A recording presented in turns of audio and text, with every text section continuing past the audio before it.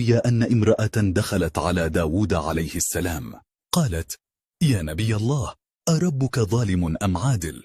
فقال داود: ويحك يا امرأة، هو العدل الذي لا يجور. ثم قال لها: ما قصتك؟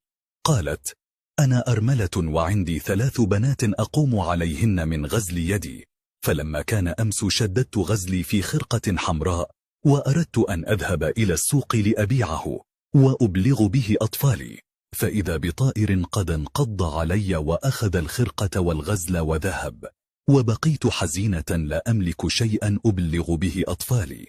فبينما المرأة مع داود عليه السلام في الكلام، إذا بالباب يطرق على داود، فأذن له بالدخول، وإذا ب10 من التجار كل واحد بيده 100 دينار، فقالوا: يا نبي الله، أعطها لمستحقها. فقال لهم داود عليه السلام: ما كان سبب حملكم هذا المال؟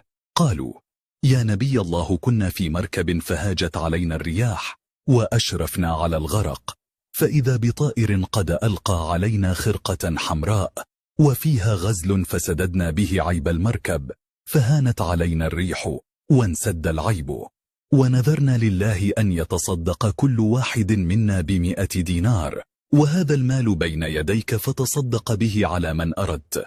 فالتفت داود عليه السلام إلى المرأة وقال لها: رب يتاجر لك في البر والبحر وتجعلينه ظالما، وأعطاها 1000 دينار، وقال لها: أنفقيها على أطفالك.